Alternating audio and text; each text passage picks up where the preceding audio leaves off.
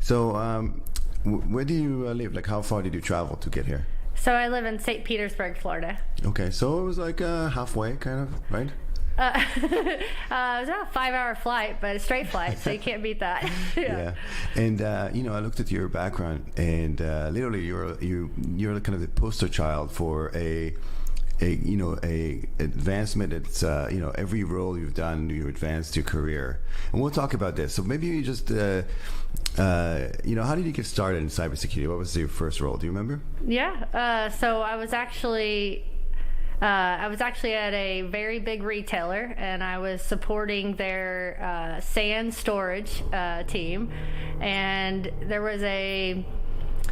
was during a time, it was 2007 to early 2008, during a time where a lot of the bigger companies were going out and they were buying enterprise license agreements for, like, for example, RSA security. That's where my first role was. And so we were supporting... can I start over? Yeah, no, okay. It's all right. So I was in an infrastructure role, supporting a big retailer, and there was an opportunity to move into RSA security, supporting the same retailer, and I didn't really know could barely spell cybersecurity at that time.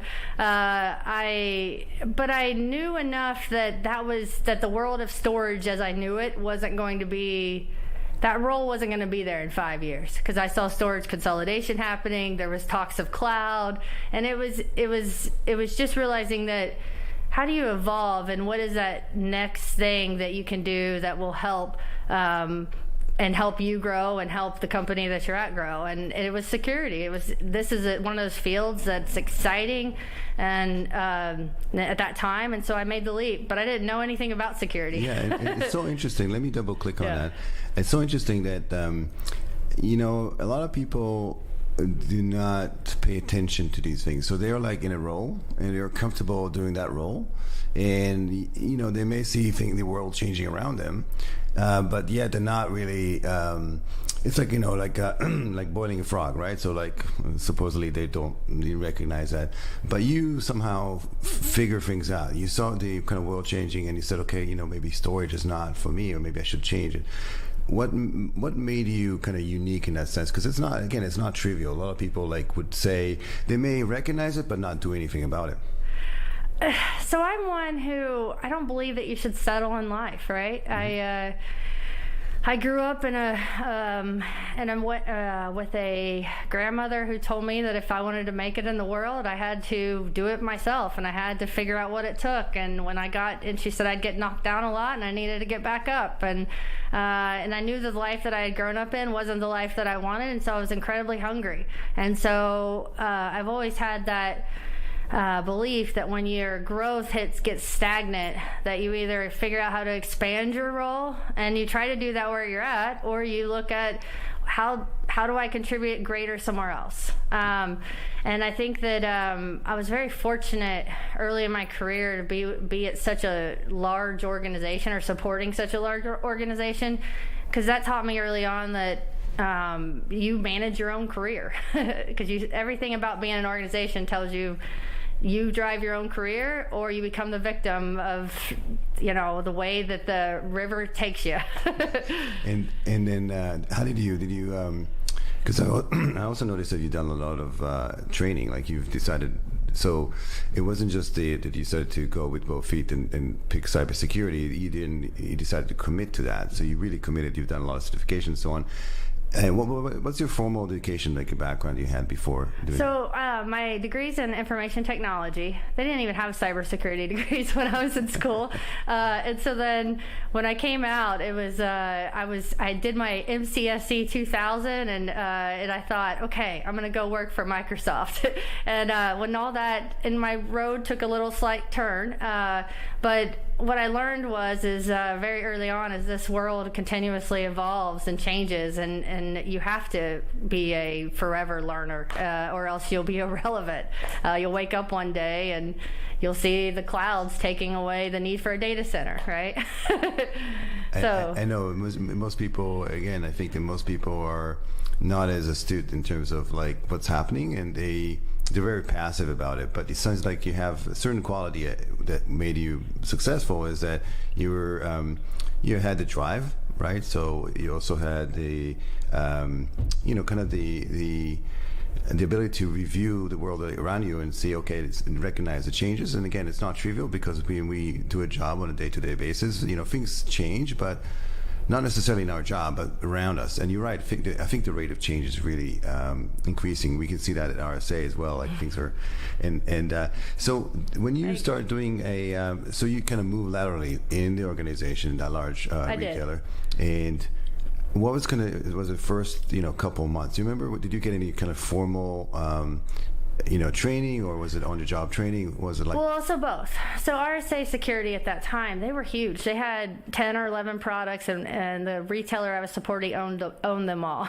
And so it was a go to RSA, and they did in-house training, right? So that first thing I needed to know was how I supported this big customer, by understanding what the tools were, how they benefited them, and who to contact when something went wrong. And so it was a combination of training by the company I was at, and then the other half of it, I would say, is it was finding that technical mentor, that leadership mentor, that had already been where I wanted to go, and then just figuring out what it was that they were doing, and copying that, and then asking them to help me. And that person took me under his wing, and he showed me everything he knew. And he didn't care that that I was a new person in security. He just cared that I was hungry and that I would do what it takes to figure it out.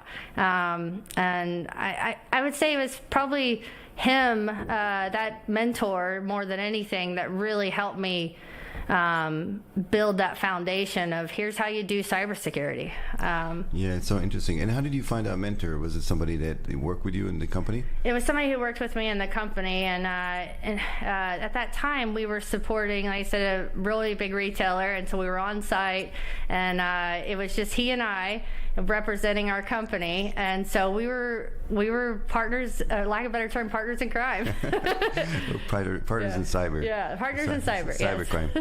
It's so interesting, and because a lot of people talk about mentorship today and talk about sponsorship as well, where you get somebody who's shows you the rope, but also has the ability to recommend you and help you throughout your career, and so.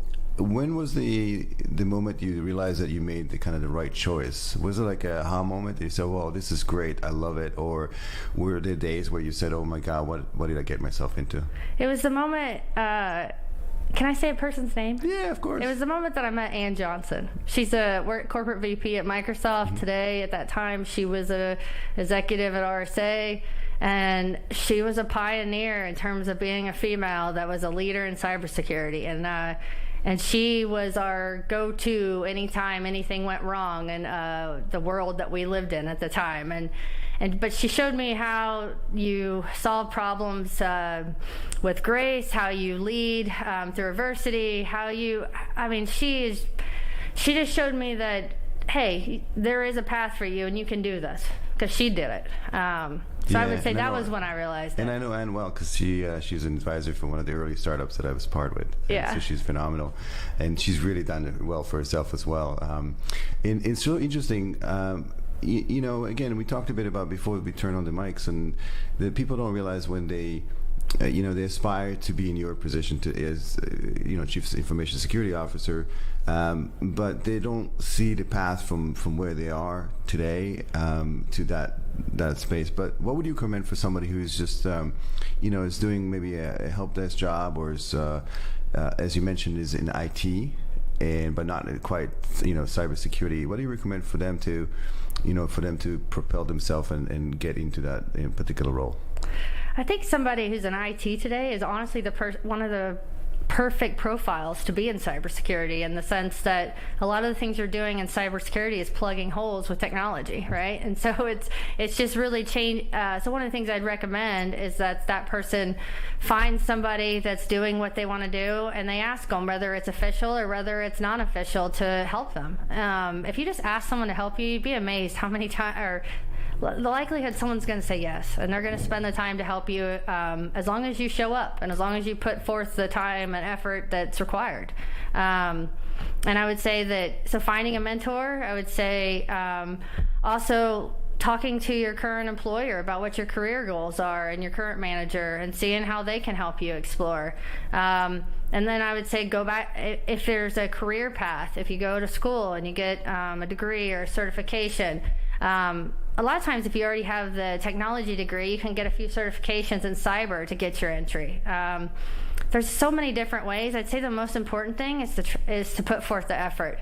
Think about what success looks like for you. Start with the end in mind, and then don't be afraid to fail. And since you have that kind of global view of where things are going, and you know what they say about you have to skate to where the puck is going to be, not where the puck is.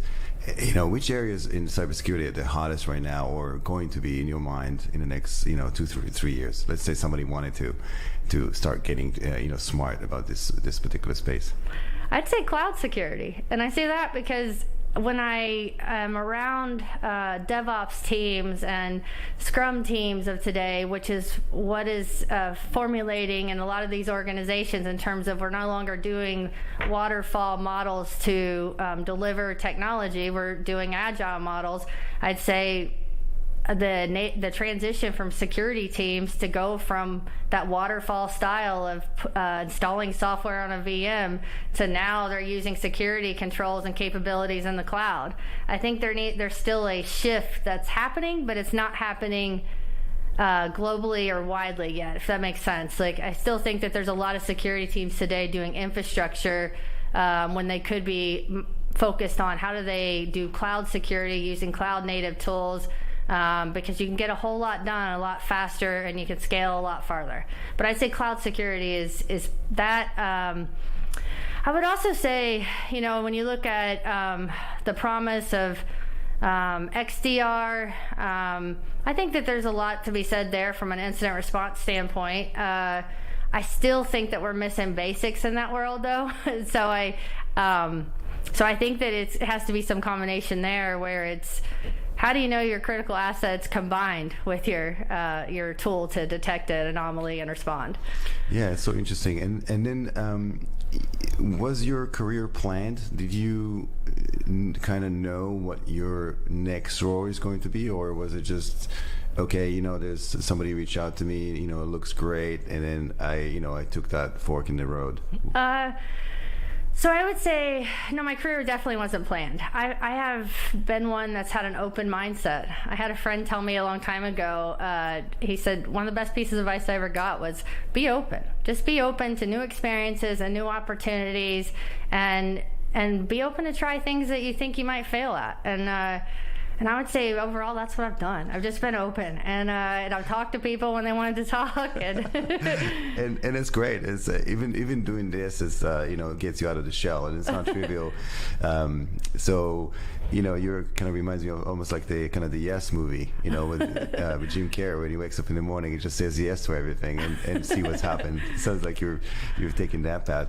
And do you remember the transition from a quote-unquote individual contributor, where you were kind of hands-on, to becoming more of a manager, to becoming an executive? Do you remember those transitions? And maybe there's some key aspect from each one that you can kind of share with us? Yeah, so I think, when you're an individual contributor, depending on the size of the organization you're in, you're really looking at what is your role responsibility. If it's technology, if it's usually you're siloed into, if you're at a big company, into a section of technology or a section of security. If you're at a small company, you might be one or two IT guys. But so I was asking you about specifically about the kind of transition from an individual contributor to a managerial position to an executive.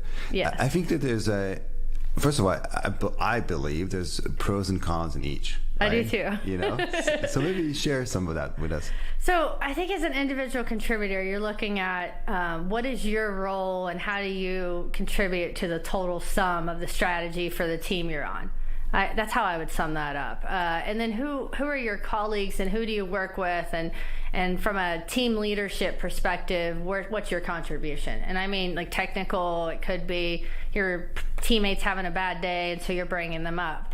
But it's more of an influence versus you don't have any authority or direct, and then you move into a manager role. And I think for the first time managers, it's a lot of the human element. I think, especially for technical folks who move from a technical role to a first time manager role, I think getting used to, or not used to, but adapting to, now you're implementing you're developing a strategy with the goal to unite your team to go execute that strategy. And then your role is, how do you enable each member of your team to be successful and remove the roadblocks? And I would tell you, as a first-time manager, that's really messy. You'll have people come in your office crying that you have to get used to. You have sometimes the first-time managers think, well, heck, I should just go back to my day job as an individual contributor. But if you just stick with it through those early growing pains, then what you find is that when you bring a team together and they all are truly bought in, that there's really no such thing as it's impossible. Like, when a team's gelling and they're all united on a common goal, I've never seen any magic like that, and I've seen it several times.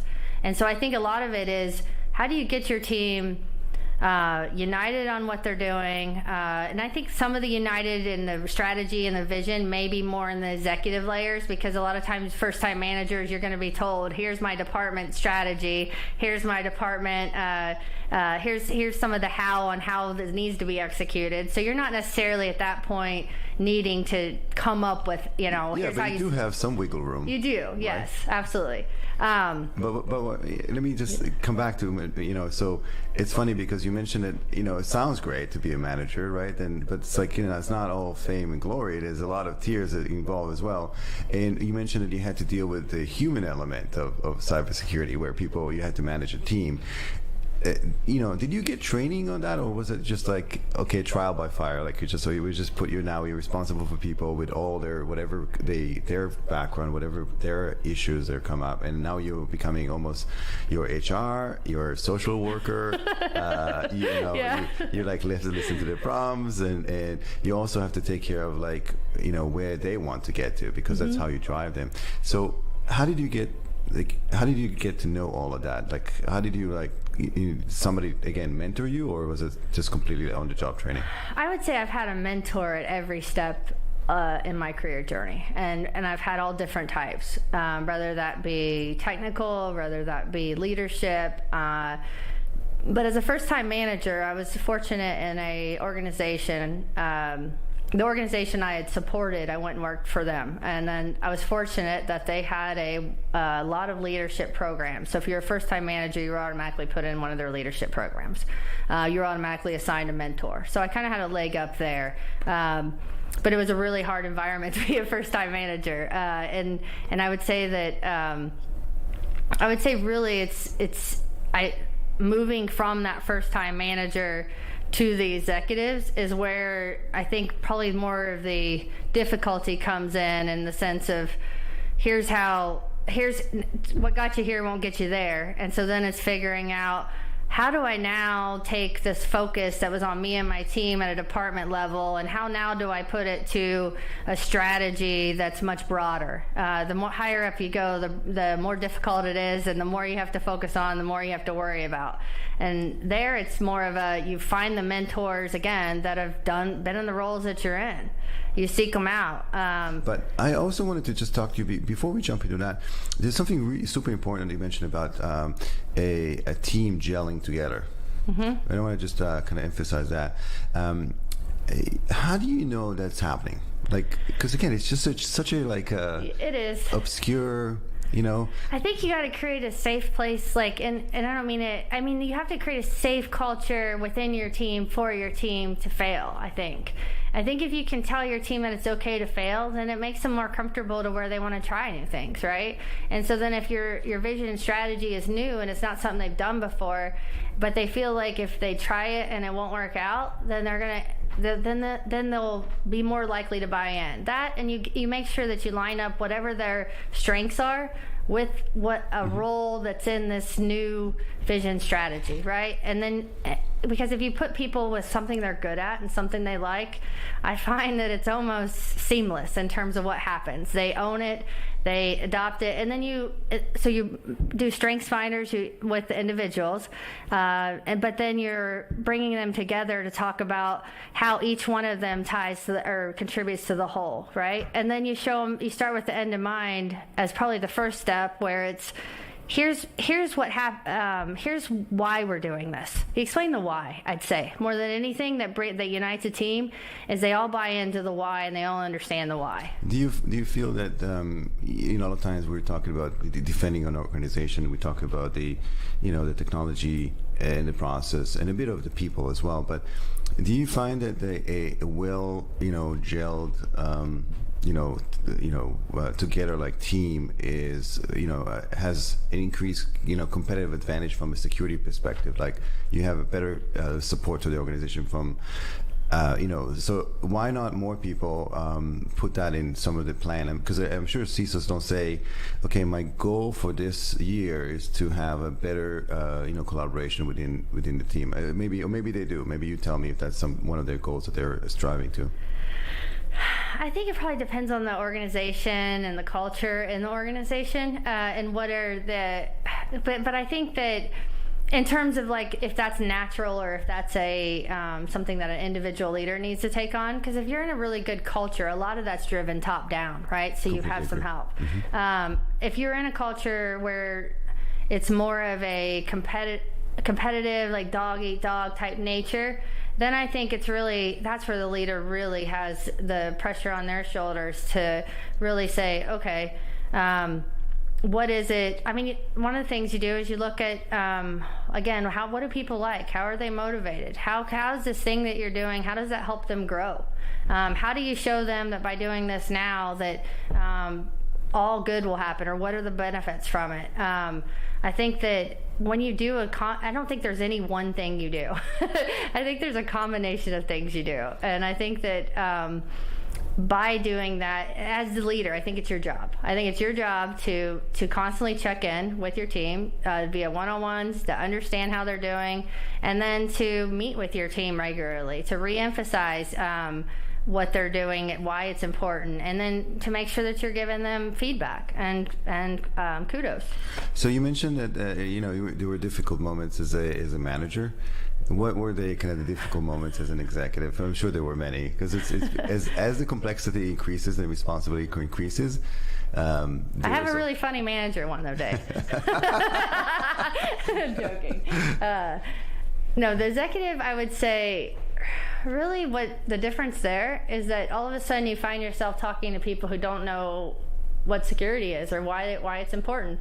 You have CEOs who you have to learn how to talk to a whole new audience. That's what I would say is if you're talking about, in the technology field, widgets, in our field, if you're talking about firewalls, you're talking about identity controls. I mean, a CEO, they'll glaze over, a board will glaze over. So then now it's figuring out what are the things that they care about, and then how can you quantify if something impacts that thing.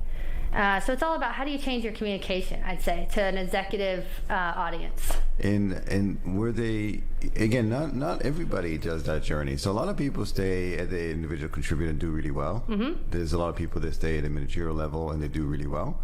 Were there times where you said, like, what did I sign up for? I know it's fame and glory, but there's a price to pay associated with it, because I'm sure exactly when was the last time you turned your cell phone off? For example, exactly. Right? Yes. You can do that as an individual contributor much easier than you can do it when as an executive, right? Yes. So were there any moments that you were saying, okay, was it all worth it? Did I really need all this headache, or was it, it's always it's been this is great, because I'm assuming also that you wake up, a CISO one day and you say, okay, so you get used to it. So it's no longer it's super appealing. You're already there, Yeah. So, and then you think, okay, was that a right move for me to do? I think that no matter what role you're in, you have rough days, right? And I think that it's figuring out if that rough day Because really, at the end of it, it's kind of black or white for me on like if you have too. I like Steve Jobs' quote, and I might fumble it a little bit, but he says, if you look at yourself in the mirror enough days and you don't like what you're doing, then do something else. And that's kind of like what I go by. So I don't measure off one day, right? I measure off, is this now a month? Is it 2 months? So I think it's really just looking at this isn't the total sum. This is just a bad day. Yeah, and it's also, talking to a lot of executives, it's the incremental, success. Right? Yeah. So it's not, it's like doing one thing at a time, and even that bad day, or like, part of the bad day will, kind of go over and it'll be okay again. I will say though that some of my worst days I've looked back on 3 weeks later, and that's been where I've learned the most, right? So I think sometimes when you growth is painful, and sometimes a lot of what you're doing in a CISO role is you're stretching, right? And you're growing and you're facing new challenges because it's a dynamic industry, right? Just when you think you've got it figured out, it changes. Yeah. So how do you keep growing as an executive? Because that's it's very tough to keep abreast of all the changes because you're dealing with things at a higher level. How do you keep on top of things, and how do you keep growing at such a high, such an executive level? Where do you go from here? I think that really every year what I do is I do a self-assessment, and that was actually something Ann Johnson taught me to do a long time ago. Is you look at every year, am I happy where I'm at, or am I growing? And if you're not, is there a ladder ahead, or is there a dead end, right? And I think a lot of that's your perspective again. Like, am I enjoying what I'm doing? Am I helping people? Am I adding value? And if the answers to those are yes, then I stay pretty good. If the answers are typically what happens to me when I'm ready to grow is we've solved the mission, right? And then it's how do you what's the new mission? And then it's figuring out if the mission is it's basically figuring out if it's a project, if it's a new product, if it's a new risk you're addressing. It's so you're growing within, or you're looking at, now do I need to go to a different industry? Do I need to go from a big company and go try a private equity company? Do I need to go from manufacturing and now go try financial services? I would say that's how I've gotten a lot of my growth. Is I've tried a lot of different industries. And do you find that makes you better at what you do because you have that really round experience doing it in different industries and so on? Because they are, despite the fact that they have common elements, they're also very different. I would say that it's helped me a ton in the sense of being able to problem solve, right? And creatively problem solve. Kind of like, when you're using Legos and you miss a piece and you go grab that other piece. It's like I've got lots of different Lego pieces that are all put together. And so then it gives me a unique perspective when, there's some risks that we're trying to figure out what are our options to go and tackle it. And you have to be real careful, though, how you use that, right? Because no one really wants to hear about what you did at that place or that place. But yeah, I think it's really helped me having different experiences and then being able to kind of put all that together. Yeah, and it's amazing. So tell me about a bit about when you join a new company, what is the first 90 days 120 days look like for you, and do you have certain steps that you take to make sure that you tee yourself up to be successful?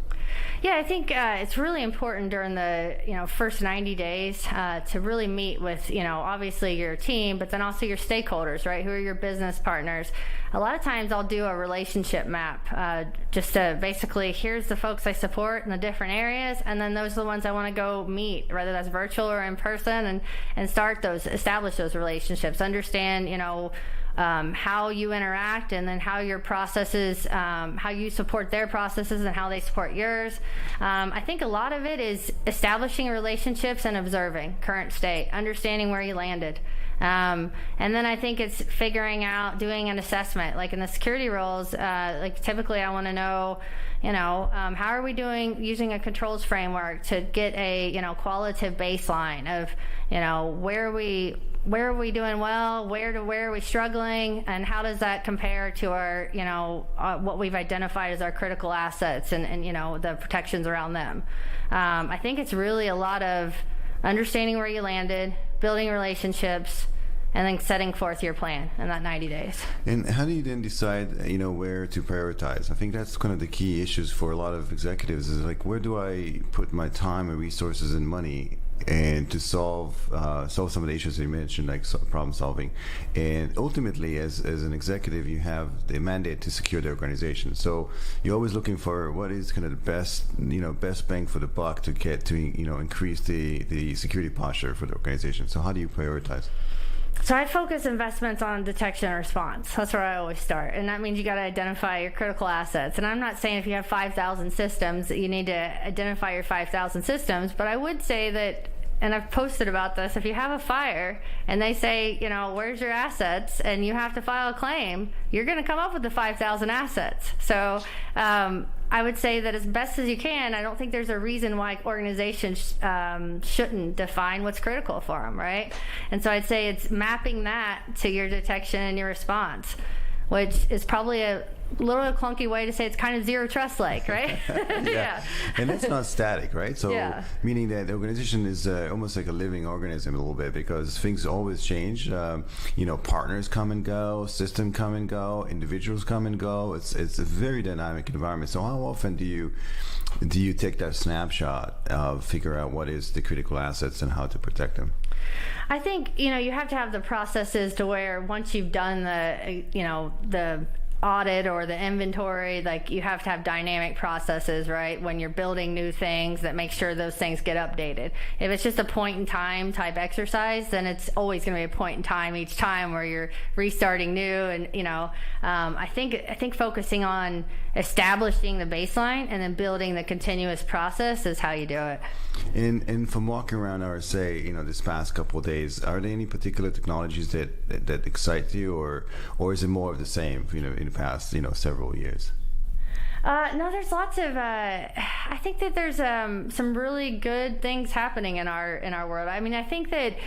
One of the things I see that's happening is like they're coming out with the Microsofts and the AWSs of the world. They're coming out with what I'd call the ERP security suites, right? So if you are a small, mid-sized company, I think that some of those things are really good because you could have a really small security team and you could deploy those capabilities and be halfway there.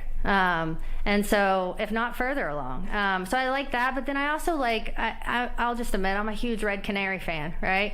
Anybody who can cut through noise and save me time and just tell me, just focus on this.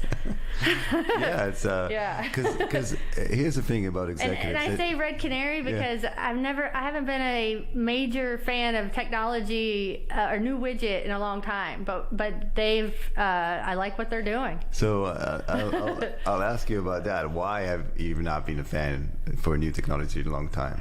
Because I had at one point in my career, financial services, I had a massive IAM shop, and I hired it, and I built a development team just to focus on integration, and so then it showed me that most of the tools in most categories will meet the 80-20 rule, and a lot of the issues are the interoperability, right, and the lack of integration amongst the different tools that need to talk to each other to give a CISOs like the big picture. And I think that really taught me that integration, and so I love tools, but I would say that what I more care about is integration, and then how are they adopted. Yeah, so integration is like the hill that all these new vendors die on, because it's basically the but there's a promise now with a lot of tools are offering APIs and they supposedly are they talk to each other, but still after all said and done, you're right. There's a lot of disjointed systems. There's a lot of, there was this whole thing about single pane of glass at some point, and then that didn't work, and then it went back to now APIs and so on. But it's still very disjointed. And from a security gap perspective, we seem like we're in a constant battle. And every once in a while we hear about this almost like an atom bomb falling, whether it's a log4j, log4 shell, which I'm sure you had to explain what that is to your executives. SolarWinds, insert Outlook. There's so much stuff happening all the time, yet the sky's not falling. How do you, as an executive, deal with all of that in terms of, you're constantly almost chasing, kind of the security, but there's always these gaps that show up, almost like it's like playing a game of whack-a-mole where, how do you deal with that? How do I deal with communicating it, or communicating that, and then also internally, like reacting to these kind of new threats? As you mentioned, you have a tool that you really like, but it's not a tool; it's just a tool. It is. You still have to go ahead and fix it. So what I think is the first thing is you look at, what I think you start with when you're building a security program, what's your security policies, right? Because that kind of defines, that's like your charter. And then it's how are you measuring how well you do against those policies, right? It's quantifying it. It's using I like to use the NIST framework, and then I like to use a scorecard from that framework. And I like to map that to how are we doing on the things that we can. If there's risk that could be mitigated that's not being mitigated, and it's a critical thing, show that first, right? And then give options to how you could address that risk. And were you always a proponent of these frameworks, or is it something that you just kind of picked up along the way? I like the frameworks because they enable me to communicate to boards and to executives, and they also enable my team to do a quick glance to see how we're doing. They're not I don't think that they're a catch-all, but I think that they're good to get a baseline on a broad set of security controls to see where you stand. Mm-hmm.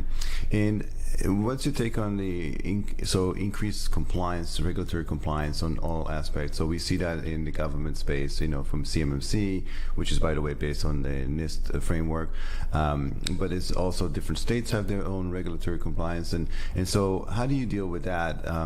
Because again, there's a pressure on business to, there's a cost of doing business as part of the being compliant. So how do you deal with that from a cybersecurity perspective?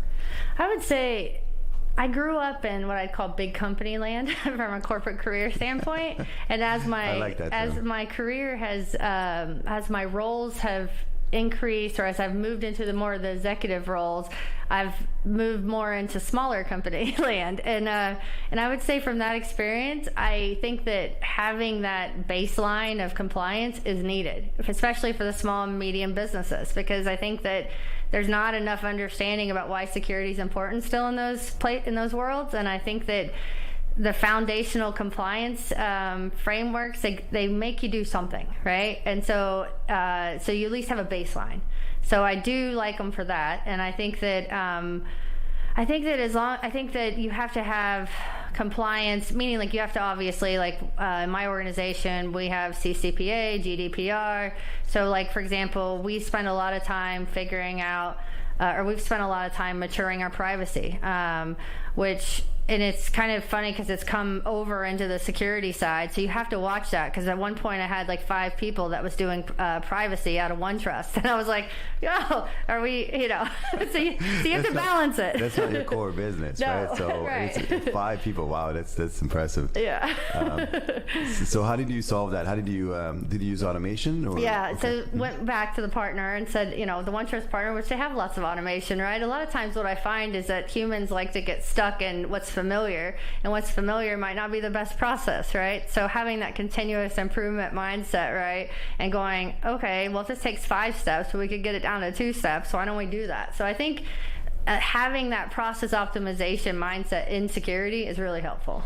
Yeah, but I think there was a lot of trust on automation orchestration, in cyber, but it was a promise, but never actually got delivered. And I think reason being there's too much of a noise to signal ratio in cybersecurity, because it's ebbs and flows, right? Mm-hmm. So any attack you see today, they may not be here tomorrow, mm-hmm. and it's very hard to tune these systems. But there are systems out there that they claim, the AI and machine learning and so on. They claim that they're kind of the next step. But for you, how do you mentioned that the disbelief in a lot of vendors. And I'm sure as an executive now you get inundated with people trying to, show you the next, shiny object. How do you deal with that today? Like, how do you filter and make sure that it's time well spent when you actually review new technologies? I think really it's figuring out first from a strategy standpoint, what are the gaps that you're trying to address, right? And if you're getting approached by vendors that aren't in that space, then it's if there is I think it's just being authentic and being upfront, right? I'm looking at this. I think it's communication, right? So making sure that you're setting the expectation of where you're at and what your strategy is, and you're focusing on the vendors that can help you move the needle in those areas. It's really interesting. It's almost like you're better off making a list of things that interest you. So maybe it's something that CISO should do. So maybe on the LinkedIn profile, say, hey, listen, these are kind of the areas that are of interest to me, and the rest, I thank you, but no thank you. And so they only get like the kind of qualified or things that of interest to them, as opposed to everything under the sun. But what's your take on the entire industry? We see there's about 3,000 plus vendors. And and you talked about you like some of the larger names like Microsoft and so on, which is proven to do a great job for small and medium-sized businesses. But what's your take on the future of cybersecurity ecosystem, the whole industry as a whole? I think there's going to be a lot of consolidation. I think that there's a lot of really good cybersecurity companies out there that aren't thinking about how they make their products cloud-based from start. And I think that when more and more companies, which they're already doing, move all their workloads to the cloud, again, the security teams need to be evolved, and we need to be faster. So I think there'll be a lot of consolidation to where it's basically more of an ecosystem type products versus a ad hoc one here and ad hoc one there. Right. And what about AI assistant, augmented system like that allows for your team to become a little better? Because that also seems like a kind of a trend. It's moving. Have you ever looked at some of these AI assistant? I haven't really seen a lot of. I haven't seen a ton of. I don't know what the right word is, promise or a lot of quantified benefits, but I think that's more so because I've seen a lot of environments where they're not doing the foundational stuff. So I don't know how you do AI when you're not doing the foundational stuff first. Yeah, it's so funny. It's so true because, some people are talking about all this innovation stuff, but it's like basic, network hygiene or security hygiene that companies are not doing. Yeah. And some of them, is remarkably enough, don't even have two-factor authentication in the system. So AI is definitely far. It's almost like you're talking about a Lamborghini and they're still taking the bus, So there's a huge gap between the two. You might be trying to maybe work on a Honda Civic first, and then. I will say that when you move into the leadership ranks, your brain changes to where you're always looking for the easy button. So I've been looking for that AI easy button for a long time, and if it comes, I will definitely grab it. But I haven't seen it yet. And did you ever get a chance to, let's say, you come across a gap, and you look around and say. There's nothing out there that really can solve this problem. Maybe I should go out there and either recommend for somebody to build it or help a startup pivot to that section that requires some gap filling. Do you ever come across any issues like that?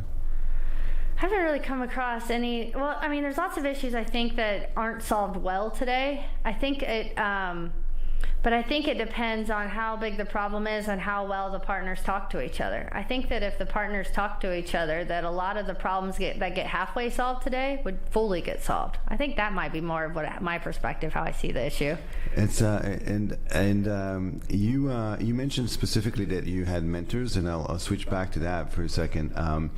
What do you do to give back to the community today? Like, do you mentor as well? Yes, yeah. So I have a few mentees today. I've had them for probably the last 15 years, I want to say, and that's either been formalized program or I've had people reach out, and I've never said no. Now I will have folks, help.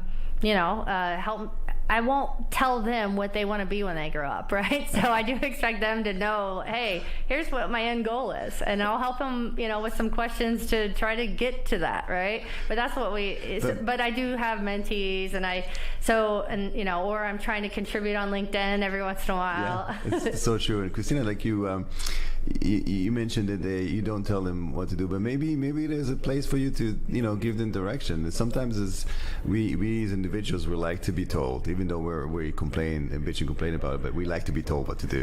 That's fair. And you know what I typically will do is I don't actually say, what do you want to do? I actually will go and have somebody brainstorm. What are the things that you like? What do you enjoy? Whether that's a hobby, whether that's a technical, like what are some of the things that you found over your career or over like hanging out with friends? What do you like? And so I find that people start writing down what they like, then they can then map that to what could they do, right? That's typically, and then you get to, okay, this is what they want to be, right? It sounds like you plant the seed and you make it look like it was their idea. Yeah, that's what I like doing. Because I have kids, so I've learned that if you tell them, it's not as effective as if they come up with it themselves or if someone their age tells them. Yeah. Absolutely. And do you, if you had a view into the future, what does the CISO role look like, in the next several years? Because it's ever changing as well.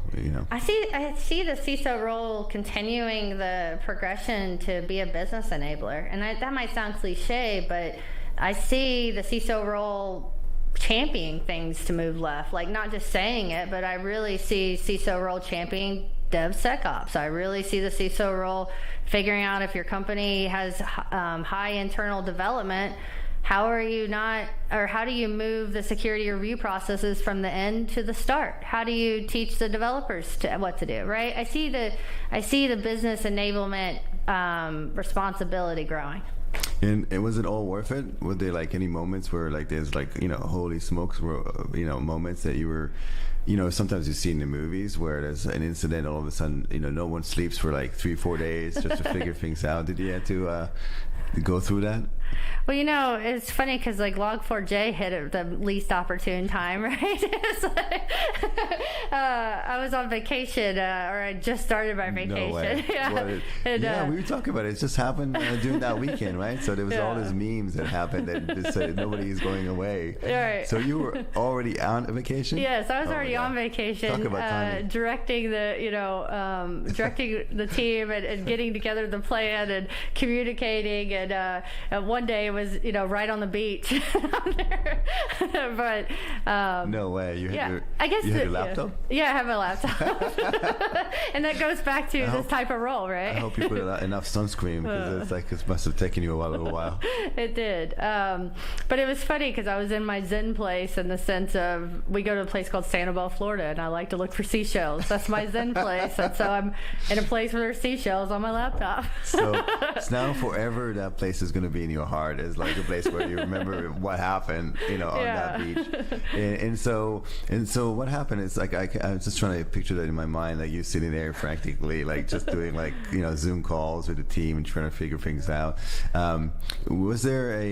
Did you have to obfuscate your background to make sure they don't know you're on the beach, or they like people knew you were on vacation? There was no hiding that. They knew I was on vacation, but we had to engage the IT teams, right, technical team, app dev teams, and so AirPods go a little ways, but when you are literally on the beach, when you're getting the initial call or the alert and you're down doing triage, I mean, there's really no hiding ocean waves and all those sounds. So how long did it take for you to ease up so you can just go back and enjoy some of the family time?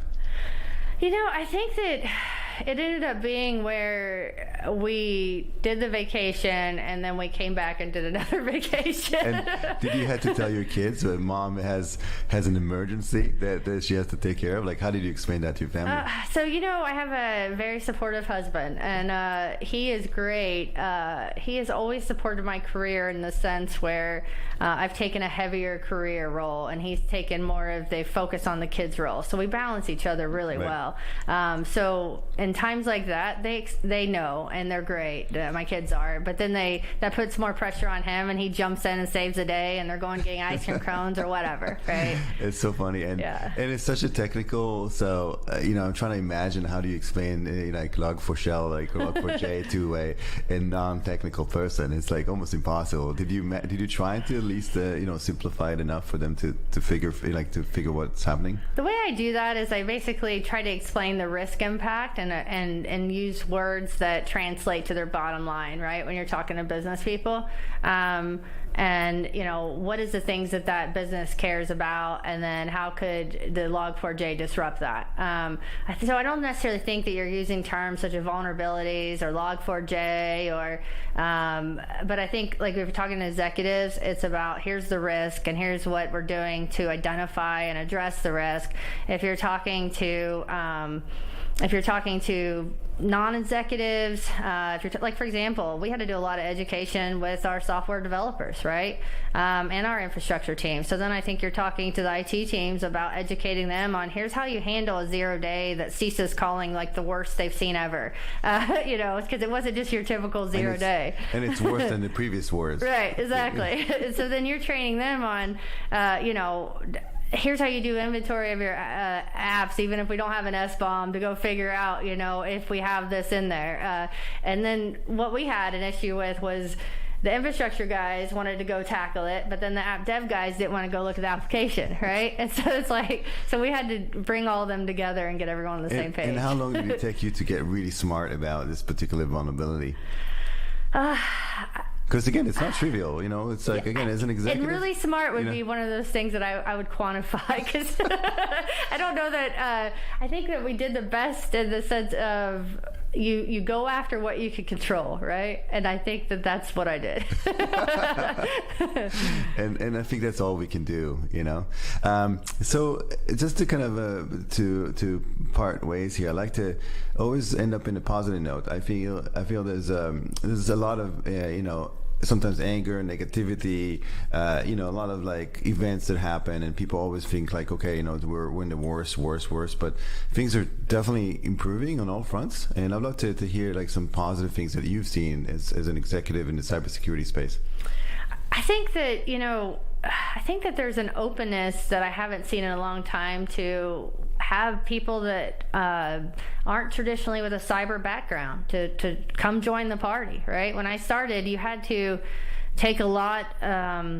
It seemed like you either had to be in technology or you came from the military if you wanted a cyber career. I think today there's a lot more diversity, or there's a lot more openness, and people are targeting diversity. I think that's a really good thing I'm starting to see. And I think that benefits all of us, and I think that also contributes to the strength of overall organizations from a security perspective. I agree. Just to have that insight for different backgrounds, different people, and people that did not do security at all. And you'd be surprised. I mean, I had a chance to interview a CISO who was a professional ballerina before.